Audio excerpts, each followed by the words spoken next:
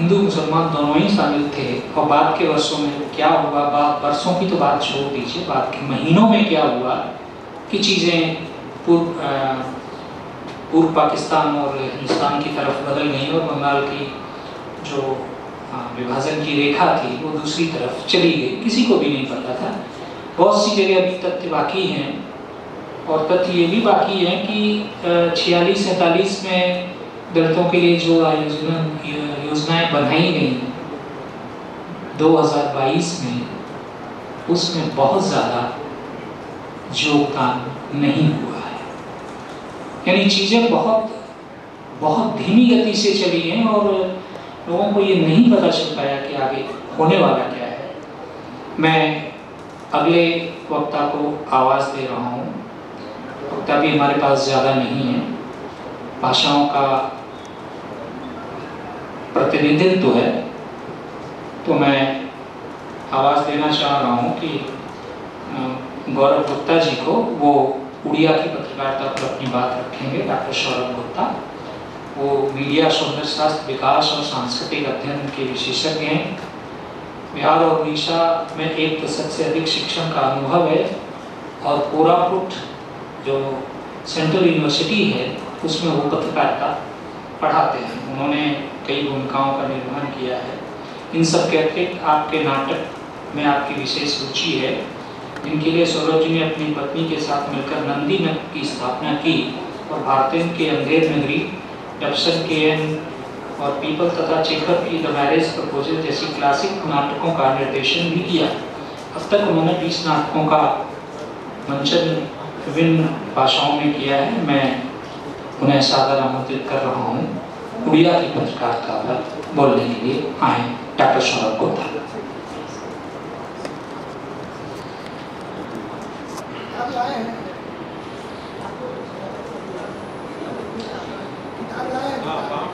श्री जगन्नाथ स्वामी नयन पथगामी भव तुम्हें।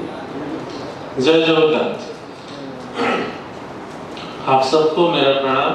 जो मंच पर हैं मेरे को पैनलिस्ट जो पहले बोल कर गए हैं, और दर्शक में भी जो लोग, सबको मेरा प्रणाम। उड़ीसा के बारे में कुछ कहने का अवसर मिल रहा है, इसके लिए मैं भारतीय भाषा परिषद और सलीनामा स्पेशली जीता हूँ, और मेरे बड़े भाई प्रोफेसर कृपा शंकर चौबे जी का बहुत बहुत आभार प्रकट कर रहा हूँ। मेरा हिंदी उतना अच्छा नहीं है, basically I am from Kolkata, but मैं अभी उड़ीसा में 10 साल से काम कर रहा हूँ, इसलिए मुझे उड़ीसा को रिप्रेजेंट करने का मौका मिला।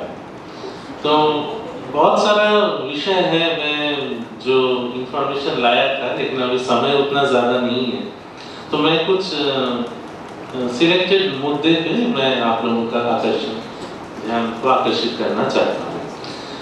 देखिए, उड़ीसा के बारे में जब हम कोई की आलोचना करते हैं, हम बंगाल को छोड़ नहीं सकते, क्योंकि आप सब लोग जानते हैं कि बंगाल का जो बंगाल प्रेसिडेंसी था, उसके अंडर में ही उड़ीसा का एडमिनिस्ट्रेटिव बहुत दिन तक हो रहा, और वही एक इंस्पिरेशन भी बना उड़ीसा में जर्नलिज्म का विकास होने का, और वही एक कारण भी बना उड़ीसा में जर्नलिज्म के जरिए सोशियो पॉलिटिकल अवेयरनेस।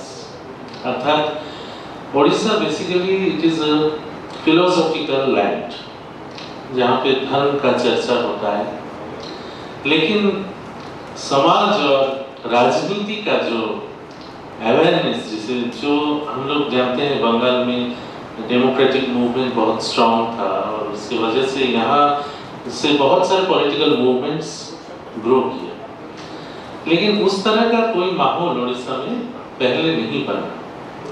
लेकिन उड़ीसा के जर्नलिज्म को अगर आप देखेंगे तो 3 मूल विषय हैं जो उभर के आता है। एक है भाषा, दूसरा है रीजनल एस्पिरेशन अर्थात आंचलिकतावाद, थर्ड है नेशनल मूवमेंट, और इसी के साथ जुड़ा हुआ राजनीतिक चेतना। क्योंकि उड़ीसा में सबसे पहले ये आज जितना भी आलोचना हो रहा था, हम लोग सुन रहे थे कि हिंदी के कई सारे अखबार कोलकाता में प्रकाशित किया गया था, क्योंकि कोलकाता में प्रिंटिंग प्रेस था। लेकिन उड़ीसा में एक बहुत ही मतलब नए तरह का चीज हुआ, handwritten newspaper. Handwritten newspaper कुजीब और पत्र सबसे पहले 1739 में ये उड़ीसा में स्टार्ट हुआ। और हाथ में लिख के एक न्यूज़पेपर का प्रसार और प्रचार करना कितना कठिन काम है, ये आप लोग समझ सकते हैं। तो इसके बाद क्रिश्चियन मिशनरीज के हाथ से ही प्रिंटिंग प्रेस एस्टेब्लिश हुआ, और कटक और बालेश्वर ये जो दोनों एरिया है, ये दोनों प्रिंटिंग का सेंटर बना उड़ीसा में, कटक और बालेश्वर। तो यहाँ से भी आप एक अंदाजा लगा सकते हैं कि the proximity to Kolkata and Bengal वो भी कारण हो सकता है कि वही दोनों जगह पे जर्नलिज्म का विस्तार हुआ। जब जर्नलिज्म शुरू हुआ तो वो प्रिंटिंग प्रेस पे क्या छप रहा था, बेसिकली किताबें छप रही थी। फकीर मोहन सेनापति का नाम मैं यहाँ लेना चाहता हूँ।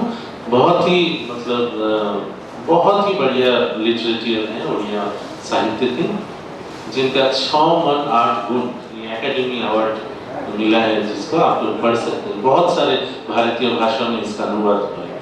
तो फकीर मोहन सेनापति, गोदावरी मिश्र एक दूसरे ऑथर हैं। जो लोग यहाँ साहित्य से जुड़े हैं वो ये सब नाम से वाकिफ है। तो इन्हीं ऑथर्स के इंस्पिरेशन से न्यूज़पेपर छपना स्टार्ट हुआ, वही प्रिंटिंग प्रेस जहाँ से किताब छपता था। तो पहले ये मंथली वीकली इस तरह का हो रहा था।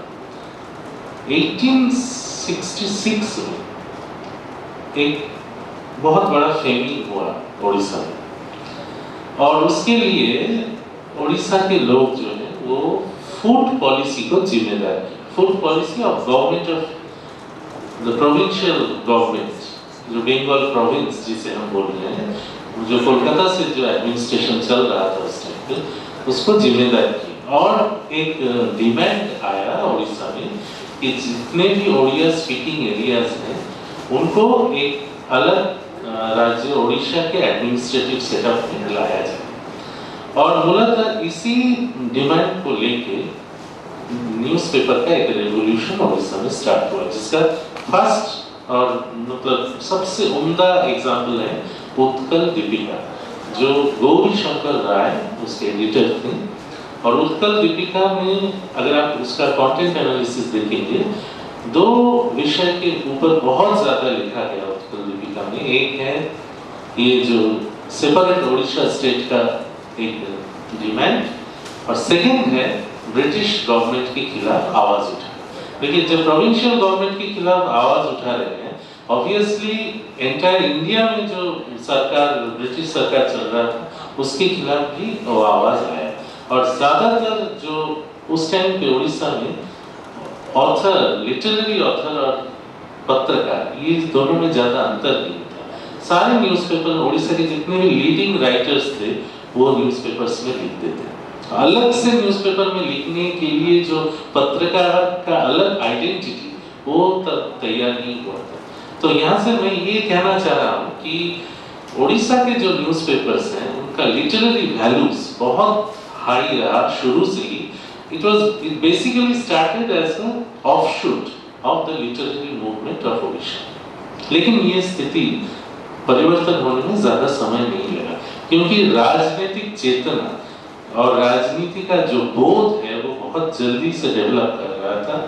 और ऐसे ऐसे सब न्यूज़पेपर्स आए, ऐसे एडिटर्स आए जो कि नेशनल मूवमेंट में जितने भी न्यूज़पेपर्स थे उसी का हिस्सा, मतलब जो महात्मा गांधी जी ने भी न्यूज़पेपर को एक हथियार के रूप में देखा था, तो उसी तरह से पूरे इंडिया में वो मूवमेंट फैल रहा था और उड़ीसा भी उससे बच नहीं पाया। एक के बाद एक न्यूज़पेपर्स आने लगे और वहाँ भी मतलब पत्र एडिटर्स को जेल में जाना पड़ा इसके लिए। तो ब्रिटिश गवर्नमेंट के खिलाफ आवाज उठाने वाले तो बहुत सारे न्यूज़पेपर्स हैं, बहुत सारे एडिटर हैं। मैं खास करके कहना चाहूँगा, मेंशन करना चाहूँगा यहाँ श्री शशि भूषण रथ जी का, जो एक बहुत अच्छा इंग्लिश न्यूज़पेपर में ओडिशा मिरर निकालते थे, और एक है उत्कल मणि गोपबंधु दास जिन्होंने समाज न्यूज़पेपर निकाला था। तो बेसिकली शशि भूषण दत्त को सेंटर में रख के ओडिया इंटेलेक्चुअल्स का एक अच्छा ग्रुप बन गया था। उसको कहते थे सत्यवादी ग्रुप। सत्यवादी पुरी के निकट एक जगह है जहाँ वो गोपबंधु दास ने अपना एक सेंटर उन्होंने बनाया, और वहीं से उन्होंने महात्मा गांधी जी के आदर्श के रास्ते में चलते हुए उन्होंने अपना आश्रम बनाया, और उनका जो फिलोसॉफी था उसे कहते हैं आइडियलिज्म। आइडियलिज्म ये जो आज हम लोग बहुत सारे, कुछ देर पहले ही हम लोग न्यूज़पेपर का जो अभी हताशाजनक परिस्थिति है जर्नलिज्म का, जिससे मैं काफ़ी सहमत हूँ। मैं आज 10 साल जर्नलिज्म एंड मास कम्युनिकेशन का टीचिंग में हूँ। मुझे आजकल डर लगता है किसी को जब वो कहता है कि मैं जर्नलिज्म पढ़ना चाहता हूँ। उसका कारण ऑब्वियसली मार्केट रिलेटेड है, लेकिन एक जो अहम मुद्दा मुझे लगता है कि न्यूज़पेपर अपना विश्वास खो चुका है। जो लोग पाठक जो एक विश्वास रखते थे न्यूज़पेपर के ऊपर, यही बात मैं इसलिए यहाँ पे लाया क्योंकि गोपबंधु दास गांधी जी को इन टोटो फॉलो किए थे। यहाँ पे गांधी जी जैसे बार बार हम लोग पढ़ाने के टाइम पे इसको बोलते हैं ऑब्जेक्टिविटी, मतलब जो सत्य है उसी को आप पेश कीजिए। तो वो आइडियलिज्म गोपबंधु दास का था, और मैं इसीलिए यहाँ पे फिर से कहूँगा कि आज भारतीय मीडिया को गोपबंधु दास से एक क्यों लेना चाहिए, क्योंकि समाज, उनके प्रतिष्ठित जो समाज जो 1919 में प्रतिष्ठा हुआ था वो आज भी चल रहा है, and it is the third largest circulation of Odisha. तो किस तरह से एक न्यूज़पेपर इतना साल चल सकता है? सत्य, केवल सत्य और ऑब्जेक्टिविटी के आधार पे ही चल सकता है। तो यहाँ से हम लोगों को ओडिया पत्रकारिता से कुछ सीखने का अवसर है। देखिए, जब इसके बाद एक नया फेज आया, मतलब ब्रिटिश कॉलोनियल रूल का जब समापन हो गया, उस टाइम पे राजनीतिक बोध और चेतना से संपन्न एक नया पत्रकारिता उभर के आया उड़ीसा में। और यहाँ पे मैं प्रजातंत्र की बात बोलना चाहता हूँ। हरे कृष्ण महताब का नाम आप लोग सुने होंगे। हरे कृष्ण महताब एडिटर थे प्रजातंत्र का, और वो खुद कांग्रेस के दिग्गज नेता थे, और इतना इन्फ्लुएंशियल हुआ प्रजातंत्र कि जब यूनिफिकेशन ऑफ प्रिंसली स्टेट्स, जब ये चीज हुआ, तब प्रजातंत्र एक अहम भूमिका निभाते थे। जो हरे कृष्ण महताब लिखते थे प्रजातंत्र में इस मुद्दे पे, वही गवर्नमेंट को मानना पड़ता था। ऐसा इन्फ्लुएंशियल जगह पे न्यूज़पेपर गया ओडिशा। यहाँ पे एक और बात कहना चाहता हूँ। मैं कुछ दिन पहले बोल रहा था कि नॉर्दर्न और कोस्टल ओडिशा के जो लोग हैं वो बंगाल प्रोविंस से बाहर निकल के सेपरेट ओडिशा डिमांड कर रहे थे। ठीक इसी तरह का डिमांड साउदर्न ओडिशा में भी हो रहा था, स्पेशली गंजाम जिले में, जो कि उस समय पे मैड्रास प्रेसिडेंसी के अंडर एडमिनिस्ट्रेटिव कंट्रोल में रहा करता था। वो लोग भी तेलुगु डोमिनेंस के खिलाफ अपना आंदोलन जारी किए, और न्यूज़पेपर ही उनका मेन सहारा बना। और एक मजेदार बात ये भी है कि जैसे रीजनल पॉलिटिक्स यहाँ पे हो रहा है, सेपरेट स्टेट का डिमांड हो रहा है, स्टेट के अंदर स्टेट, मतलब सब स्टेटिज्म, इसका भी असर देखने को मिला जब वेस्टर्न उड़ीसा में संबलपुर इलाके से सेपरेट कोशल राज्य और कोशल भाषा को स्वीकृति देने का डिमांड एक कोशली भाषा में न्यूज़पेपर निकाल के किया गया था। सिमिलरली मैं जहाँ से आ रहा हूँ, कोरापुट, दक्षिण उड़ीसा, एकदम आंध्रा और उड़ीसा बॉर्डर में एक हिल स्टेशन है। अविभक्त कोरापुट एक समय पे भारतवर्ष का सबसे बड़ा डिस्ट्रिक्ट हुआ करता था। कोरापुट के नवरंगपुर जिले में भी प्रिंटिंग प्रेस एस्टैब्लिश हुआ, और वहां से भी एक डिमांड हुआ ट्राइबल डायलेक्ट्स को सम्मान देने का, जो कि बाद में इंडिपेंडेंस के बाद शेड्यूल 6 तफसीली जाति उपजाति वो जो ऑर्डिनेंस हुआ था उसमें थोड़ा सा उसको रिकॉग्नाइज किया गया। तो आप देखिए, जब ट्रांजिशन हो रहा है ओडिया जर्नलिज्म का, पहले स्टार्ट हो रहा है लिटरेचर से, फिर उसमें आ रहा है राजनीति, राजनीति के बाद